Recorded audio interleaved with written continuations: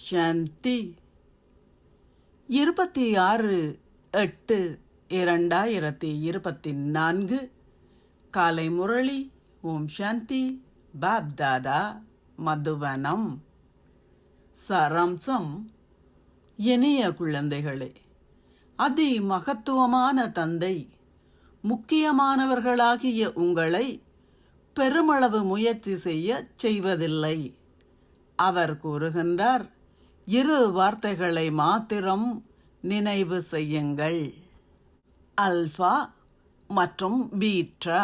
கேள்வி: ஆன்மீக தந்தையின் அப்பிரதான பணியின் மூலம் அவர் மகிழ்ச்சியை அனுபவம் செய்கின்றார்.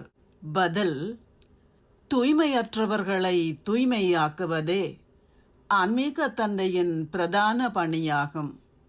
உங்களை தூய்மையாக்குவதில் தந்தை மகத்தான மகிழ்ச்சியை அனுபவம் செய்கின்றார். தந்தை குழந்தைகளாகிய உங்களுக்கு சத்கதியை அளிப்பதற்கு வருகின்றார். இப்போது நீங்கள் வீட்டிற்கு திரும்ப வேண்டும் என்பதால் அவர் உங்கள் அனைவரையும் சதோபிரதான் ஆக்குகின்றார். இந்த ஒரு பாடத்தை உறுதியாக்கிக் கொள்ளுங்கள். நான் ஓர் ஆத்மா, ஒரு சரீரம் அல்ல. இப்பாடத்தின் மூலம் நீங்கள் தந்தையை நினைவு செய்யவும் தூய்மை ஆகவும் முடியும். ஓம் சாந்தி. தாரணைக்கான சாராம்சம். 1.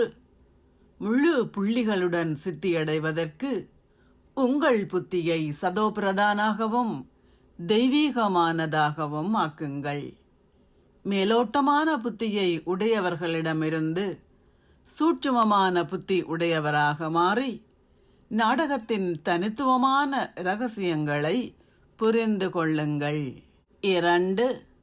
தந்தையை போன்று தெய்வீக அலௌகிக செயல்களை இப்பொழுது செய்யுங்கள். இரட்டை அஹிம்சாவாதிகள் ஆகி யோக சக்தியின் மூலம் உங்கள் பாவங்களை அழித்து விடுங்கள். ஆசீர்வாதம்.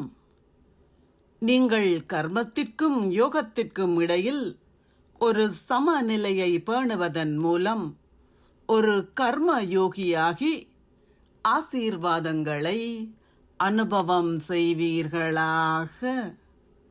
ஒரு கர்மயோகி என்பவரின் ஒவ்வொரு செயலும் யோகி யுக்தாக இருக்கும்.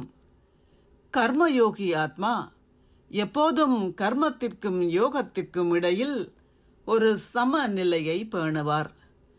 கர்மத்திற்கும் யோகத்திற்கும் இடையில் ஒரு சமநிலையை பேணுவதன் மூலம் உங்களின் ஒவ்வொரு செயலுக்காகவும் நீங்கள் எப்படியோ தந்தையிடமிருந்து ஆசீர்வாதங்களை பெறுவீர்கள்.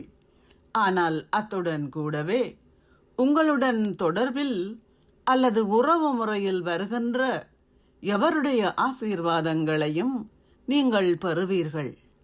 யாராவது நல்லது எதையாவது செய்யும் போது அவருக்காக உங்களின் இதயபூர்வமாக ஆசீர்வாதங்கள் வெளிப்படும். ஏனென்றால் அந்த செயல் மிகவும் நல்லதாக இருக்கும். எதையும் நல்லது என கருதுவது ஓர் ஆசீர்வாதமாகும்.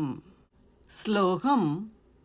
1 வினாடியில் உங்களின் எண்ணங்களை நிறுத்தும் பயிற்சியானது கர்மாத்தீத் ஸ்திதியை நெருக்கமாக கொண்டு வரும்.